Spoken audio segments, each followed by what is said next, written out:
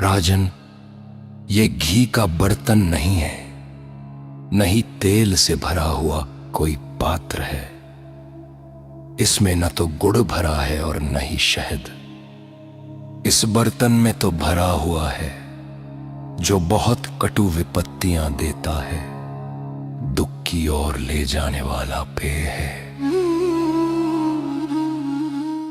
हमारे भगवान बुद्ध जी को कोटि कोटि नमन, और जिन्होंने मुझे ज्ञान सिखाया उन मेरे परम पूजनीय गुरुवर को मेरा कोटि कोटि नमन। नमो बुद्धाय। एक चीज़ है, अगर ये चीज़ कोई भी इस्तेमाल किया तो या तो फिर कोई भी पिया तो उसका ये दो चीज़ विनाश हो जाता। पहला उसका शर्म और दूसरा उसका डर।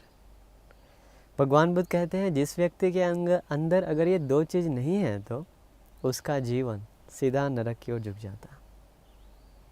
पहला क्या मैं बताया, आपके अंदर पाप करने में शर्म होना चाहिए और आपके अंदर पाप से डर होना चाहिए। अभी देखिए पूरा दुनिया चल रहा है तो ये दो कारण से ही चल रहा है। जिस दिन अगर किसी के अंदर ये शर्म ख़त्म हो जाएगा तो, डर ख़त्म हो जाएगा तो ये पूरा दुनिया चलना मतलब एक जानवर जैसा दुनिया बन जाएगा। लेकिन लोगों के अंदर अभी भी इंसानियत, मानवता, करुणा थोड़ा बहुत भी बचा हुआ है तो समाज चल भी रहा है तो ये पूरा समाज ये दो चीज़ से ही चल रहा है।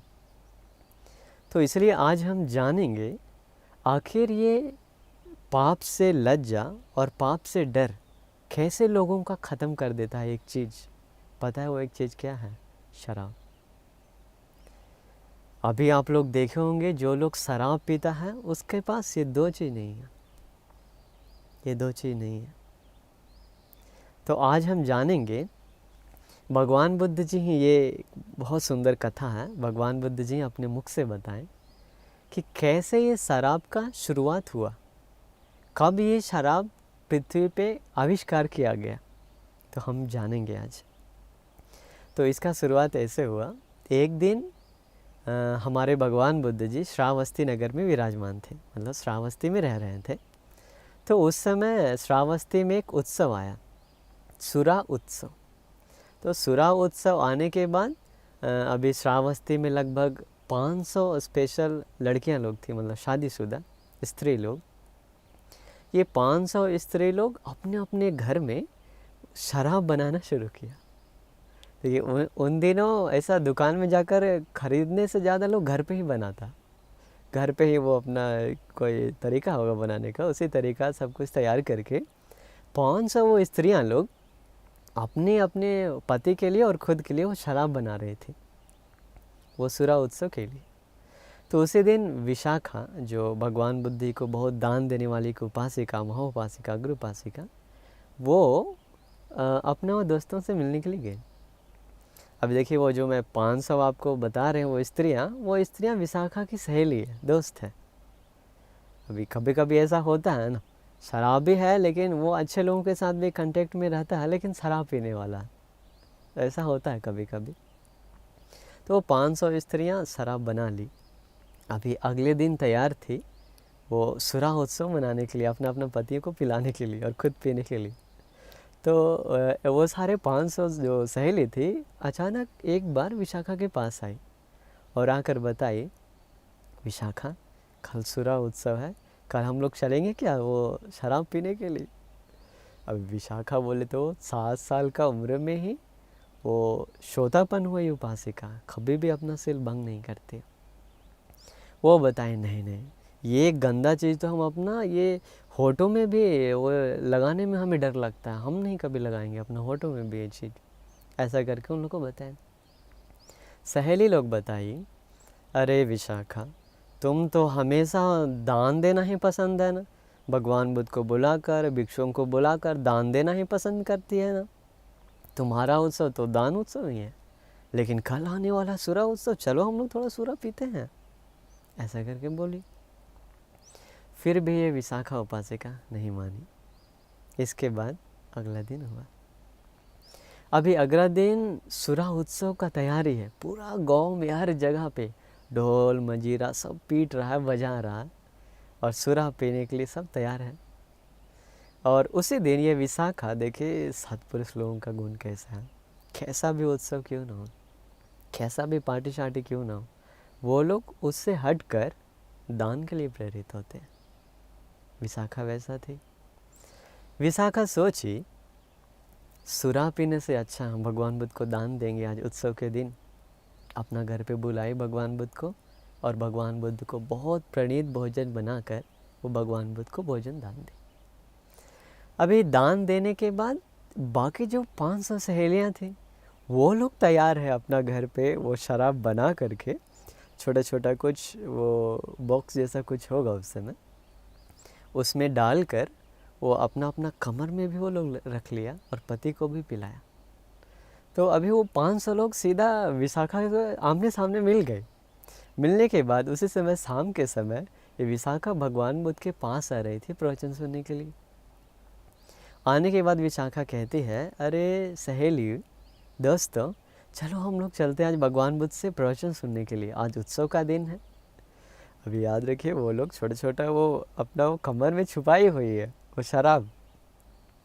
इसके बाद वो लोग पसंद नहीं थे जाना, लेकिन अभी विशाखा उसका बेस्ट फ्रेंड है, टाल नहीं सकता बात।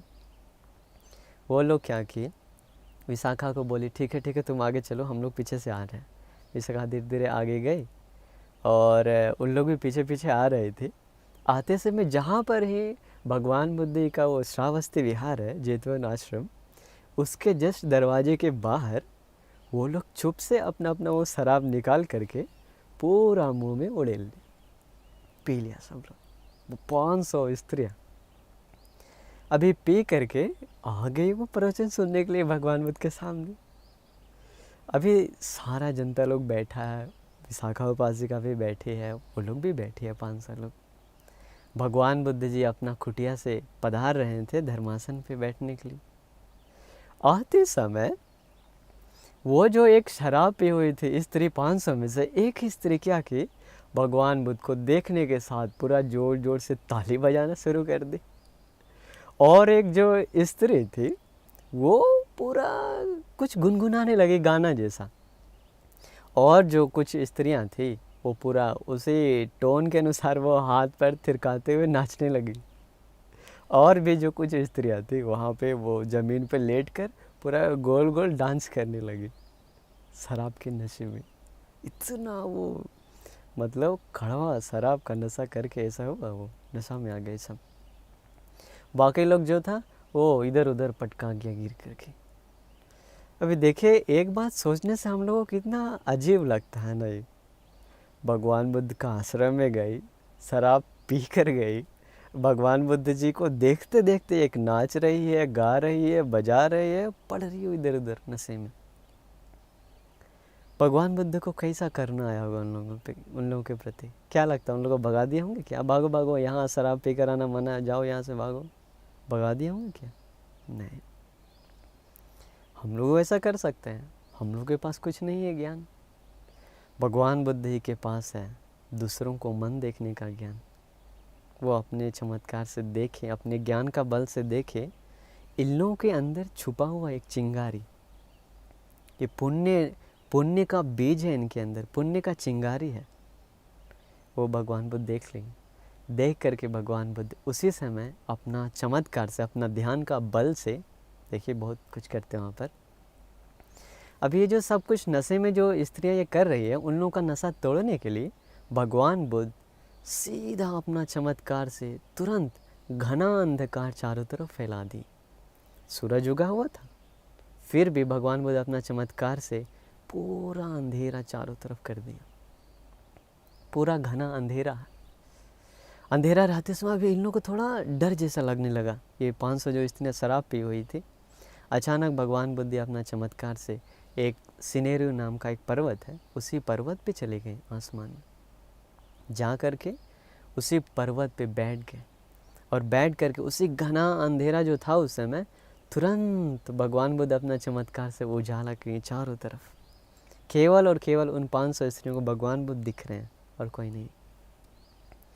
और उसी समय भगवान बुद्ध जी एक सुंदर गाथा कहते हैं, कोनु हासो किमानंद निच्चंग पज्जलिते सतिंग अंधकारेण ओ नद्दा पदीपं न गविष्यथ। वो कहते हैं ये तुम लोग जो हंस रही है ये कैसी हंसी है, किस बात का हंसी, किस बात का आनंद, जब इस भयानक अंधकार में, अविद्या नाम का अंधकार में तुम लोग डूबी हो तो कैसी हंसी, कैसा आनंद। क्यों तुम इस घने अंधेरे में भी अपने लिए अपना दीपक क्यों नहीं तुम ढूंढती हो। पदीपं न गविष्यथ, क्यों अपना दीपक तुम नहीं ढूंढती हो। ऐसा भगवान बुद्ध ये प्रवचन दी। ये गाथा सुनने के साथ वो जो वहाँ पे 500 स्त्रियाँ लोग थी, पूरा उन लोग का नशा हिल गया, पूरा दिमाग हिल गया। हिलने के बाद उन लोग पूरा डर गए। डरने के बाद भगवान बुद्ध उसी समय और भी धर्म प्रवचन दी। धर्म प्रवचन देने के साथ उन लोगों का जो नशा वगैरह था, ऐसे तो चमत्कार के साथ उन लोगों का वो नशा उतर गया था, लेकिन भगवान बुद्ध धर्म बताने के साथ वहीं पे वो बैठे बैठे 500 स्त्रियाँ भगवान बुद्ध का धर्म सुनकर श्रोतापन हो गए। निर्वाण के कदम रख चुके हैं, पहला कदम उठा चुके हैं वो 500 लोग। कितना विस्मित है, ये सोचने में भी अजीब लगता है। शराब पी करके भगवान बुद्ध के सामने नाच गा करके भगवान बुद्ध जी के सामने ही धर्म सुनकर श्रोतापन हो गए। आप कर सकते हैं क्या ये काम? कोई शराबी आदमी आपके पास आए तो आप उसको ऐसा मार्गफल धर्म बताकर ला सकते हैं क्या मार्गफल में? नहीं। इसलिए कहते हैं भगवान बुद्ध जी श्रेष्ठ हैं, भगवान बुद्ध जी महान हैं, क्योंकि वैसा काम कोई और नहीं कर सकता। इसलिए भगवान बुद्ध सम्मा संबुद्ध है। तो इसके बाद वो श्रोतापन होने के बाद भगवान बुद्ध धर्म प्रवचन देकर फिर अपना वो चमत्कार ख़त्म करके भगवान बुद्ध वो धर्मासन से फिर वहाँ से उठ करके अपनी कुटिया की ओर चले जाते हैं। वहीं पर विशाखा फिर वहाँ से उठ जाती है। उठ करके भगवान बुद्ध के पीछे पीछे जाकर भगवान बुद्ध से हाथ जोड़ कर कहते हैं, भगवान बुद्ध जी, जिस चीज़ को पीने के कारण मनुष्य का ये लाज, शर्म, डर, भय ख़त्म हो जाता है, ये बुरा चीज़ शराब का शुरुआत कैसे हुआ, कैसे ये दुनिया में शराब आया? भगवान बुद्ध जी कृपा करके हमें बताइए। तो उसी समय भगवान बुद्ध जी अपने आसन पे बैठकर विशाखा को ये कहानी बताते हैं। कौन सी कहानी? शराब शुरुआत होने की कहानी। बहुत अजीब है, आप सुनेंगे तो आपको भी लगेगा अरे ऐसा शुरुआत हुआ। तो भगवान बुद्ध शुरुआत करते हैं, कहते हैं विशाखा, बहुत समय पहले वाराणसी में एक राजा था जिसका नाम था ब्रह्मदत्त राजा।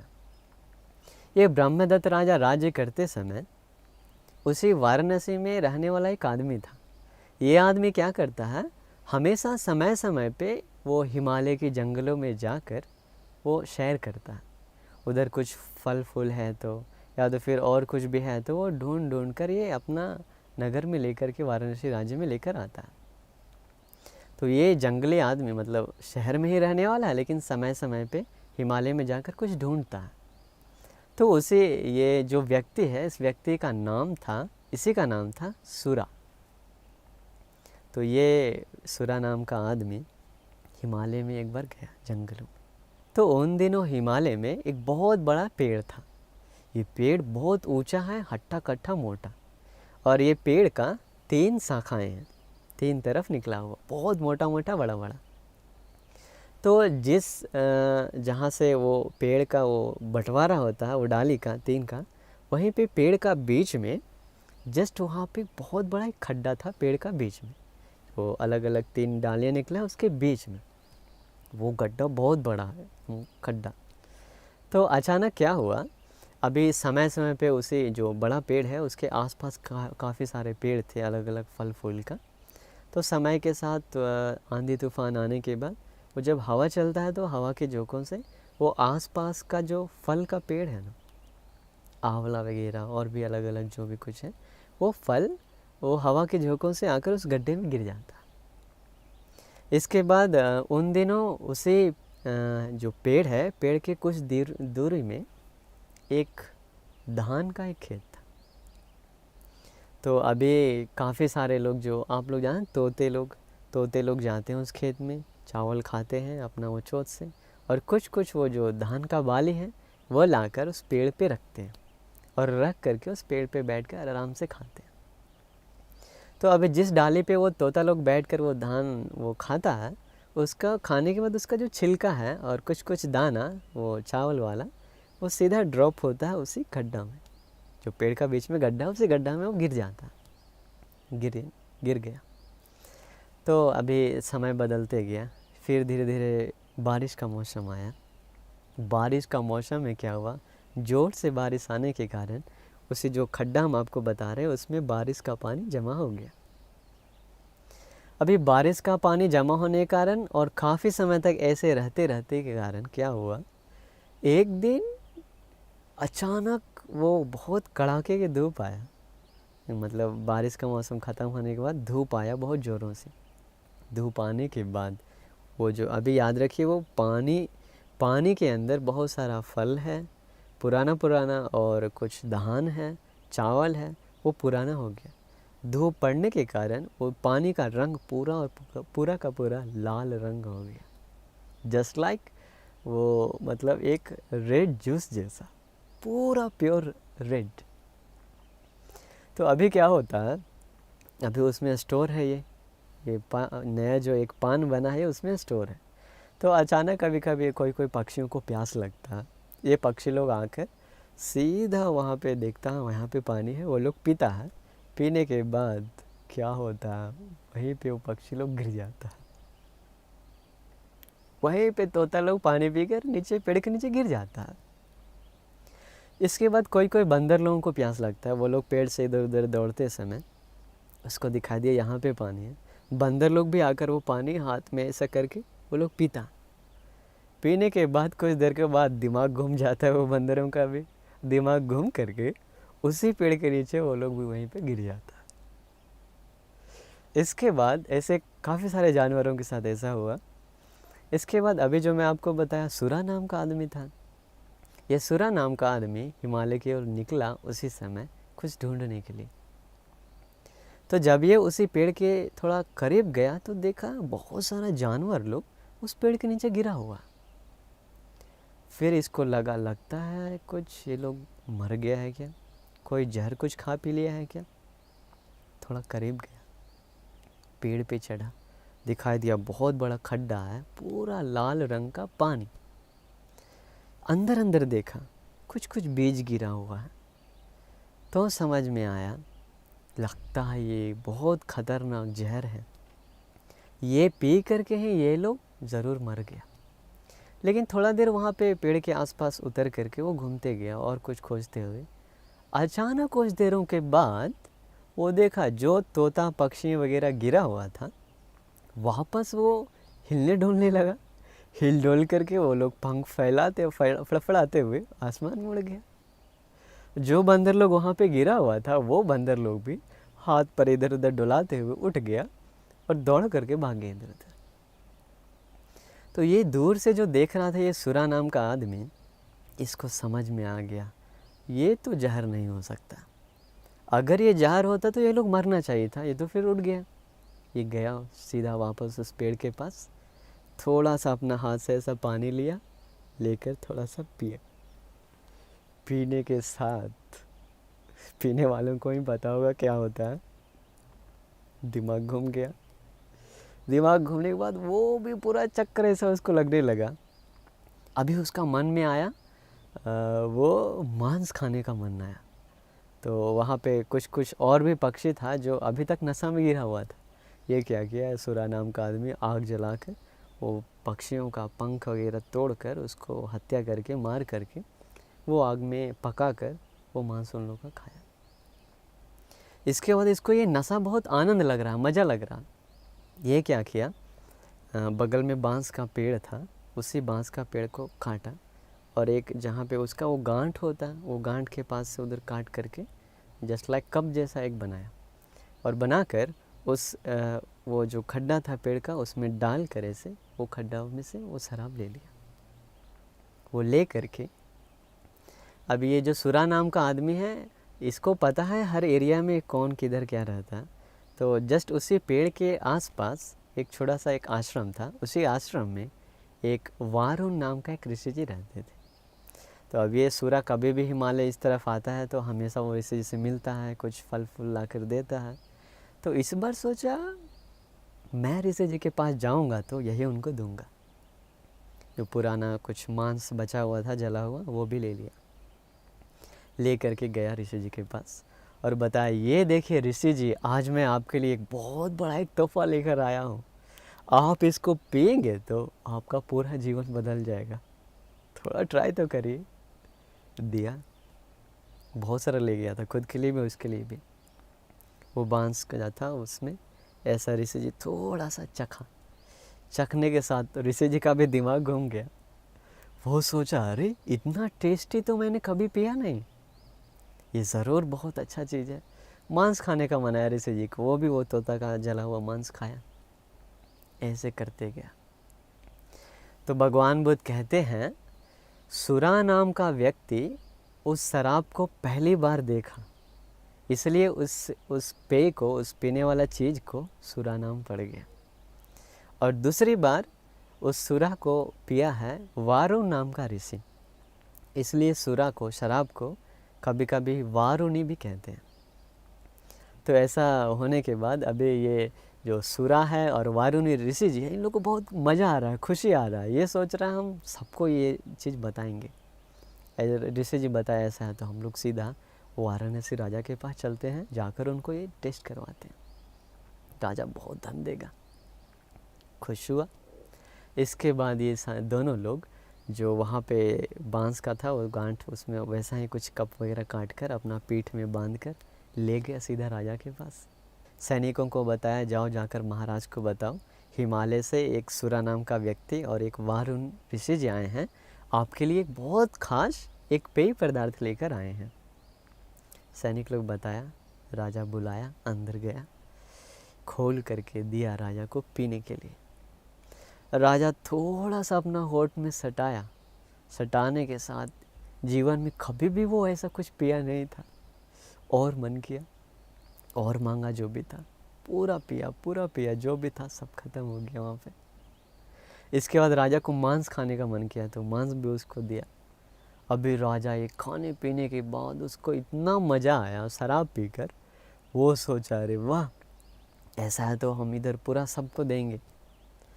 फिर ऐसा करते करते क्या हुआ, धर्म में आता है, भगवान बुद्ध कहते हैं, वो राजा जिस दिन से वो शराब पीना शुरू किया, उस दिन से लेकर धीरे धीरे वाराणसी राज्य का जो उन्नति था, धीरे धीरे पतन होना शुरू हो गया। अभी ये शुरा जो लड़का है, ये बार बार जाता है वहाँ उस पेड़ के पास, और वापस वो पान ले करके जो आसपास मंत्री लोग हैं उन लोगों को भी देता। ऐसे धीरे धीरे वो क्या किया, पूरा वाराणसी में बात फैल गया। सुरा नाम का ये जो लड़का है, अभी वो सोच रहा था, अगर हम बार बार हिमालय जाएंगे तो बहुत दूर भी है और वो शराब ज़्यादा बचा भी नहीं है, तो क्यों ना मैं इसे घर पे ही ट्राई करता हूँ। तो उधर वो देख लिया था उसमें क्या क्या मिला हुआ, बीज है, फल है, फूल है, वो सब कुछ लेकर अपना घर पे ही एक घड़े में डालकर नीचे से आग जलाकर उसको ट्राई किया घर पे ही बनाने के लिए। तो अगर कोई व्यक्ति पहली बार ऐसा शराब बनाने के लिए ट्राई किया है तो वो सुरा नाम का व्यक्ति ही किया था। ट्राई किया, बना दिया, मुंह में डाला, अरे पहले से ज़्यादा टेस्टी। पूरा धीरे धीरे हर जगह ये बात फैल गया, इतना स्वादिष्ट ये पान बेचता है। वाराणसी का सारा लोग पीना शुरू किया। कहा जाता, धर्म में आता है, जो भी उन्नति था वाराणसी का, वो तुरंत फटाफट सब गिर गया। वो वारुण ऋषि और ये सुरा मिल करके पूरा वाराणसी को शराब का सप्लाई किया, सारा लोग पतन की ओर हो गया। कहा जाता है सुरा पीने के कारण उस समय वाराणसी पूरा शहर बर्बाद हो गया। फिर ये दोनों क्या किया, सोचा अब ये इधर तो कुछ करने का है नहीं फ़ायदा, वो दूसरा जगह गया, दूसरा राज्य में जा कर के भी जो राजा था उसको टेस्ट करवाया। वो राजा भी मोहित हो गया, पिया, पूरा मंत्री को पिलाया, और सब लोग धीरे धीरे पीते पीते वो राज्य भी विनाश की ओर चला गया। बाद में ये सुरा और वरुण ऋषि जी पहुंचता है श्रावस्ती नगर। तो बहुत पहले का बात है। तो श्रावस्ती नगर में उन दिनों एक राजा था जिसका नाम था सर्वमित्र राजा। ये सर्वमित्र राजा को भी पता चला ऐसा कोई आया है कुछ पान लेकर। अभी राजा को ये बात बताया कि सुरा बनाने के लिए ये सामान का आवश्यकता है। राजा सब कुछ उसे ला कर दिया, फल फूल बर्तन सब कुछ तैयार करके दे दिया। अभी सुरा नाम का ये लड़का, बर्तन बोले तो छोटा घड़ा ऐसा नहीं, बहुत बड़ा। अभी देखिए ना आप लोग, वो बड़ा बड़ा शादी कुछ पार्टी में खाना बनाने का बड़ा बड़ा बर्तन होता है, वैसा वैसा बड़ा बड़ा घड़ा ला कर दिया और पूरा उसमें भरकर शराब बनाना शुरू किया। अभी सुरा को डर था अगर ये घड़ों में अगर चूहा लोग आकर गिर जाएगा तो शायद कुछ प्रॉब्लम हो सकता है। इसलिए जहाँ पे वो शराब बना रहा था, वो चूल्हा जहाँ पे जल रहा था, उसके चारों तरफ एक एक चूल्हा के पास एक एक कुत्ता को बांध दिया रस्सी से। क्यों? अगर कोई चूहा है तो कुत्ता उसको अटैक कर देगा, इससे उससे सेफ्टी रहेगा। इसके बाद धीरे धीरे शराब बनना शुरू हुआ। जो गर्म था वो गर्म होते होते वो अंदर से बर्तन से ऊपर ओवरफ्लो होने लगा। वो झाग, उसका फेन सीधा वो ऊपर से नीचे की ओर गिरा। तो वहाँ पर जो कुत्ता लोग था, वो कुत्ता लोग जाकर वो गिरा हुआ झाग को अपना मुंह से थोड़ा उसको चाटने लगा। चाटने के साथ थोड़ा देर ही हुआ तो कुत्ता का पूरा दिमाग घूमने लगा, वहीं पे गिर गया। राजपुरुष लोग दूर से देख रहा था। वो लोग दौड़ कर राजा के पास गया, जाकर बताया, महाराज महाराज वहाँ पे जो कुत्ता लोग था वो लोग वो फेन खाकर वो चाट कर मर गया वहीं पर। राजा को लगा ये लड़का और ऋषि मिलकर ये राज लूटने आया, षड्यंत्र है इन लोग, हमें मार करके ये पूरा राज्य ये लोग लूटने आया है, छोड़ेंगे नहीं। गया, बताया जाओ दोनों को पकड़ के लेकर लाया और सीधा उन लोगों को तलवार से गला काट कर दोनों को मार दिया। सुरा को और ऋषि को मार दिया। अभी जो कुत्ता वहाँ पे गिरा हुआ था नशा में, वो क्या किया, वहाँ पे बाद में चूहा लोग भी आया, आकर कुत्ता लोगों का कान के पास इधर दौड़ता उधर दौड़ता, शरीर पर लेटता, ऐसा ऐसा करके चूहा लोग भी भाग रहा था। इसके बाद चूहा लोग भी इधर उधर गिर गया। वो फेन थोड़ा टेस्ट करने के कारण वो लोग भी नशा में पड़ गया। एक मंत्री आकर बताया, राजपुरुष लोग थोड़ा चेक किया था उन लोग मरा है या नहीं मरा, तो उन लोग शायद पता हो गया होगा नहीं मरा हुआ। तो ये जाकर सीधा राजा को बताया, नहीं नहीं महाराज, ये जो पेय पदार्थ है ये जहर नहीं है, ये बहुत टेस्टी चीज़ है, आप टेस्ट तो करिए। राजा और गुस्सा हुआ, उसको भी तलवार लेकर ख़त्म कर दिया। अभी कुछ देर के बाद वहाँ पे जो कुत्ता वगैरह लेटा हुआ था वो लोग फिर से उठ गया, कान हिलाते हिलाते सर हिलाते वहाँ पे उठ गया। वो जो राजपुरुष था, सैनिक लोग, वो लोग फिर से राजा के पास दौड़ कर गया, बताया महाराज महाराज वो कुत्ता लोग सारे लोग उड़ गया। तब राजा को समझ में आया, अरे ऐसा भी कुछ है। तब तो हम पूरा अच्छा से उसको टेस्ट करते हैं। थोड़ा सा टेस्ट किया, पूरा उसका दिमाग घूम गया। जीवन में कभी भी ऐसा वो कुछ पिया नहीं था। बहुत आनंद आया उसको, नशा आया। वो सोचा इतना थोड़ा पीने से इतना आनंद है तो हम इसको पूरा जनता के सामने अच्छा से पिएंगे। तैयार करो एक सुंदर सा मंडप, उसी मंडप में हम बैठकर और ये पूरा अपना जनता को भी ये पिलाएंगे। ऐसा करके राजा खुश हुआ और उसी दिन तैयार किया पूरा एक सुंदर मंडप। अभी राजा ये मदिरा पान शराब पीने के लिए पूरा तैयार है, बैठा हुआ है। जनता लोग भी आया हुआ है वो पीने के लिए, टेस्ट करने के लिए। उसी समय देवलोक में रहने वाले इंद्रदेव, जिसे भगवान बुद्ध शक्रदेव के नाम से भी पुकारते हैं, ये शक्रदेव याद रखिए एक देवलोक का एक पद है। ये पद मतलब समय के अनुसार चेंज होते रहता, बदलते रहता। ऐसा एक ही देवता हमेशा उस जगह पे नहीं रहता। वो अपना किया हुआ पुण्य का बल से उस जगह पे जन्म लेता है। अगर जिस दिन उसका पुण्य ख़त्म हो जाता है तो वो फिर उस पद से वो हट जाता। तो उन दिनों जो शक्रदेव था वो अपने दिव्य नेत्रों से देखा मनुष्य लोक में कोई दान पुण्य करता है या नहीं, पुण्य करता है या नहीं।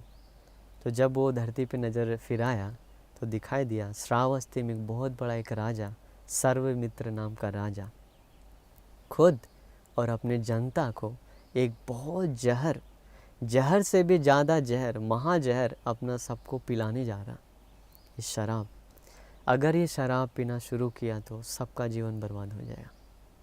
क्योंकि हुआ है, पहले का जो दो राज्य में गया पूरा विनाश हो गया। तो इसलिए अभी ये इंद्रदेव जी देखें कैसे हम इन लोगों को बचाएंगे। इंद्र जी क्या किए, एक ब्राह्मण का रूप लिया। ब्राह्मण का रूप लेकर वो सीधा आसमान में आया। आसमान में अभी ब्राह्मण का रूप लेकर अपने हाथ में एक घड़ा लिया हुआ, घड़ा लेकर के सीधा वो राजा के सामने प्रकट हुआ, पूरा चमचमाते हुए। राजा सामने देखा, देख करके बोलता, अरे इतना सुंदर ब्राह्मण, तुम्हारा शरीर से तो चारों तरफ रोशनी फैल रहा है, तुम कौन हो, कहाँ से आए हो, और तुम जो अपने हाथ में ये घड़ा लिए हुए हो इसमें क्या है। तभी इंद्रदेव वो ब्राह्मण का रूप में सुंदर बात बताते हैं। सुंदर बात, देखिए ये सब कुछ भगवान बुद्ध जी ही बता रहे हैं विशाखा को।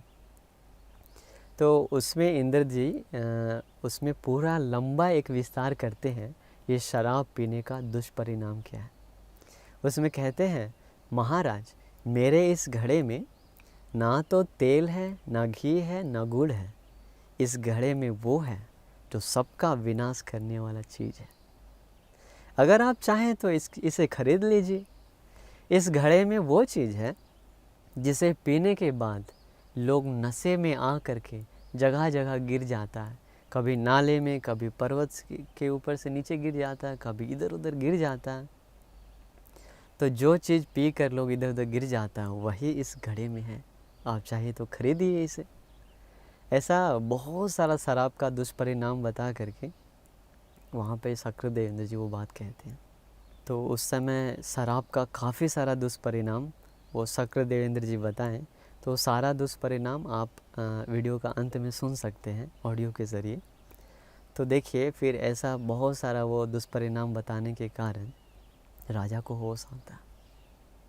उस ये सुन करके पूरा डर जाता कि इतना सारा दुष्परिणाम है शराब पीने का। वो डर के मारे उसी समय हाथ जोड़ लेता। जोड़कर वो ब्राह्मण के सामने कहता है, हे ब्राह्मण, आप जिस तरह से हम पे दया किए, अनुकंपा की, इतना बड़ा दया अनुकंपा तो हमारा माँ पिताजी हम पे नहीं किया। आप इतना दया से, करुणा से हम लोगों को आकर ये बात बताएं। सचमुच में आप तो हमारे लिए बहुत बड़ा कल्याण करने वाला है। इसलिए हे ब्राह्मण, मैं आपको खुशी खुशी बहुत सारा धन संपत्ति देता हूँ, आप ये स्वीकार करिए। तभी वो आसमान में रहने वाला ब्राह्मण कहता नहीं मतलब अपना वो रियल रूप में आ जाता है। जो ब्राह्मण का रूप रहता है वो हट करके सीधा वो शक्रदेवेंद्र के रूप में सामने आ जाते हैं। आकर कहते हैं, महाराज आपके प्रति मेरा दिल में करुणा था, तो मैं तो अभी आपको बता दिया ये शराब का दुष्परिणाम क्या है।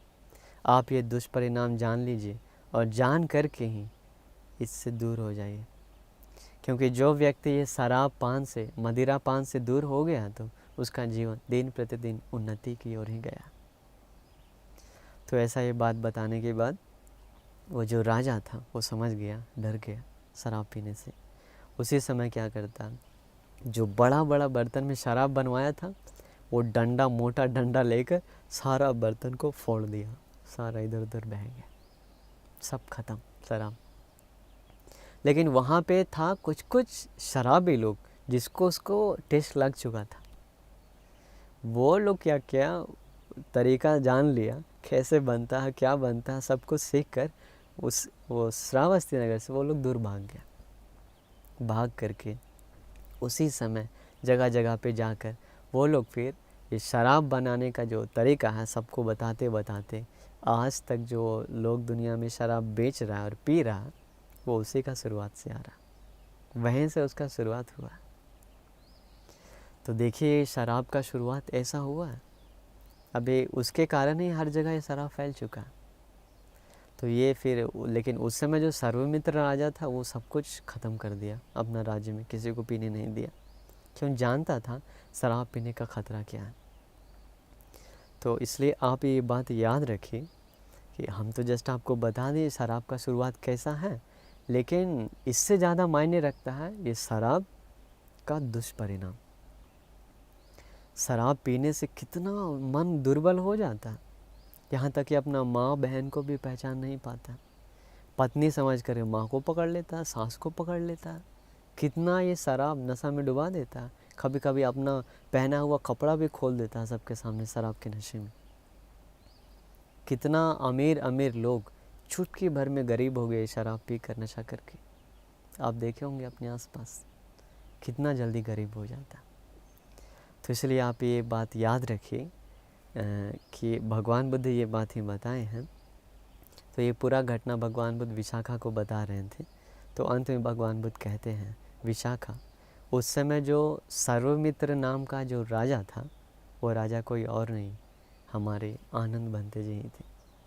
और उस समय जो आसमान में शक्र देवेंद्र था, जो राजा को उपदेश दिया उससे बचने के लिए, वो कोई और नहीं, वो मैं ही था। ऐसा करके भगवान बुद्ध जी बताएं।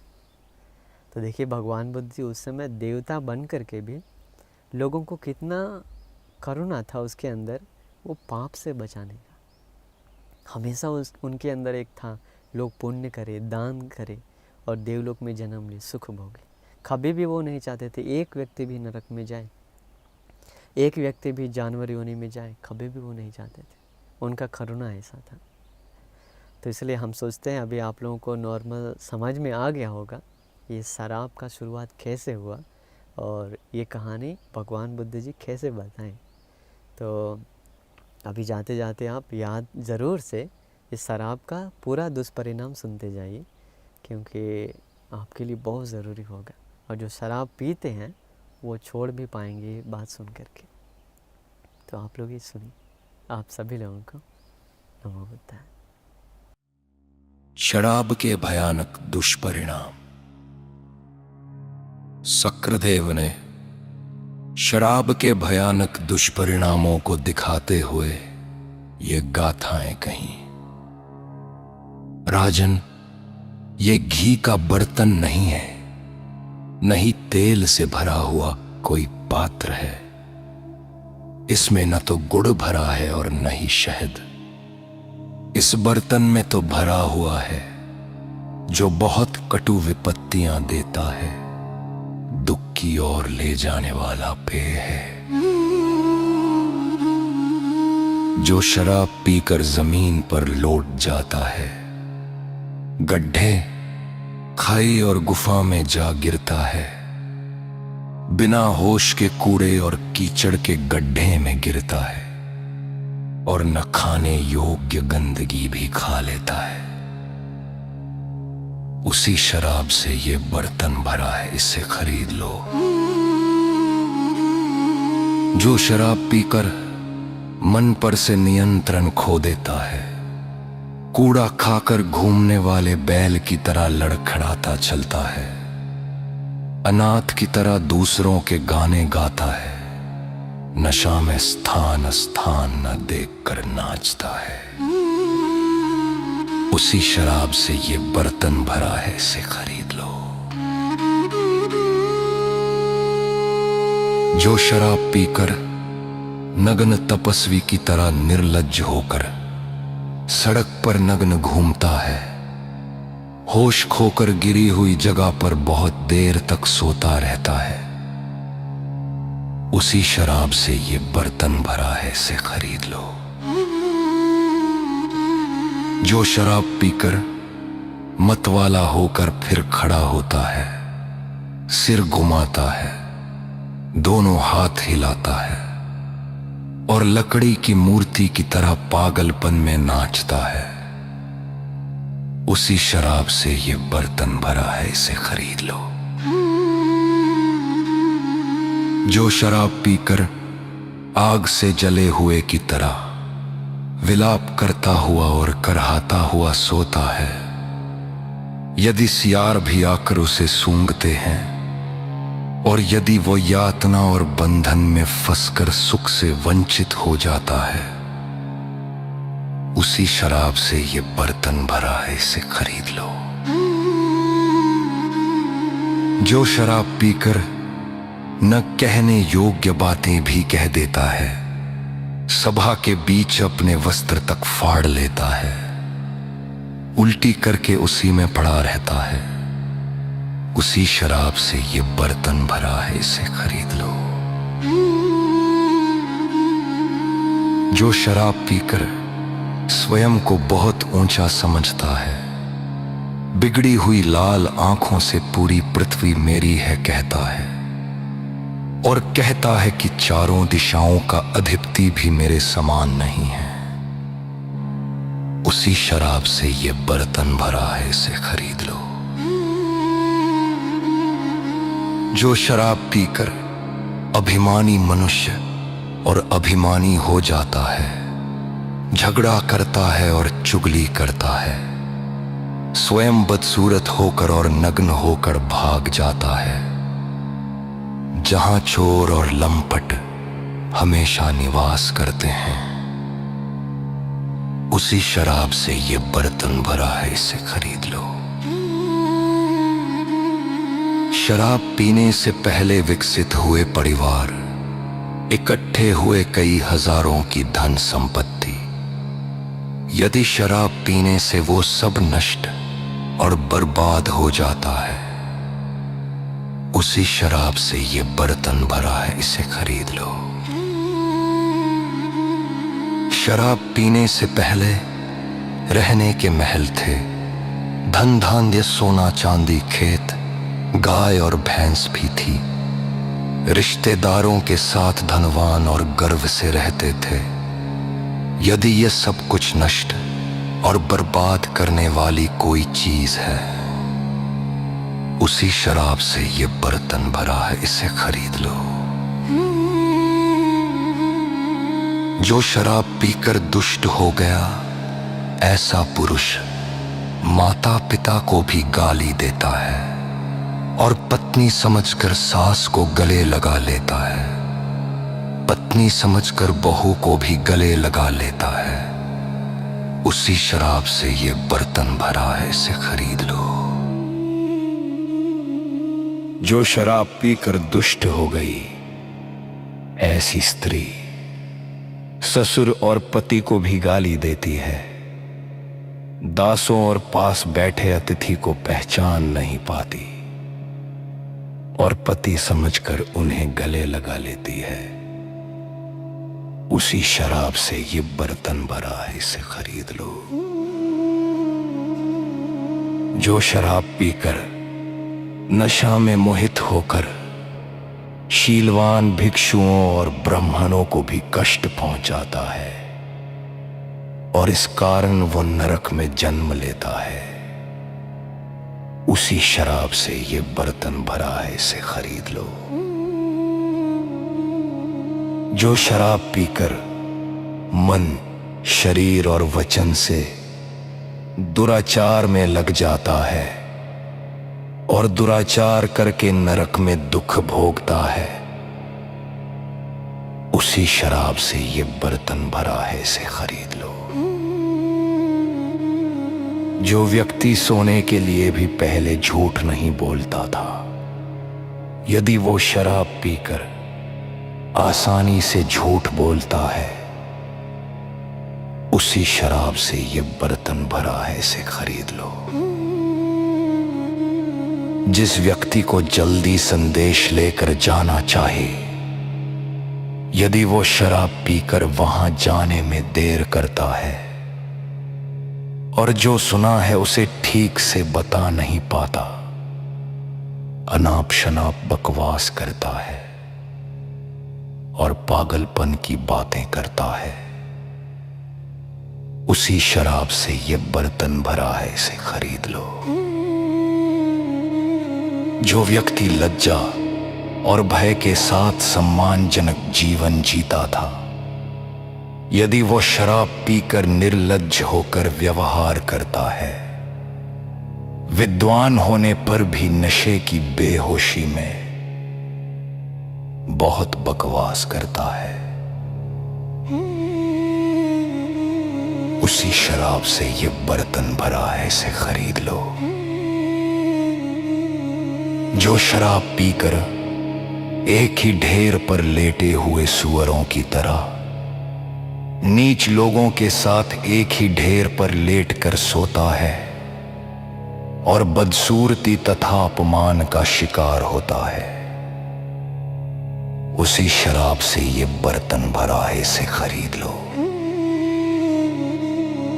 जो शराब पीकर गला घोटकर भाले से मारे गए बैल की तरह अत्यंत असहाय हो जाता है, ऐसी शराब से मनुष्य में जो वेग उत्पन्न होता है उसे तो वह स्वयं भी सहन नहीं कर सकता। जो मनुष्य जहरीले सांप से भागने की तरह शराब पीने से दूर रहते हैं, दुनिया में सांप के जहर के समान शराब किसी भी मनुष्य को पीना उचित नहीं है। जिस शराब को पीकर अंधक वेनहू के पुत्र 10 राजा समुद्र तट पर खेलने गए और बात दूर तक बढ़ गई और मुगदरों से एक दूसरे को मार डाला, उसी शराब से ये बर्तन भरा है, इसे खरीद लो।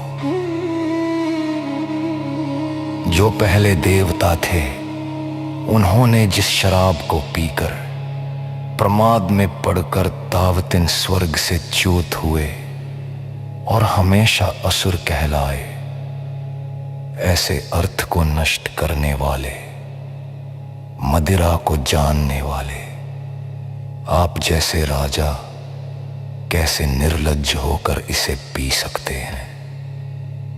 राजन, इस बर्तन में दही और मलाई नहीं है, ये अच्छी तरह से जानकर अब इसे खरीद लो।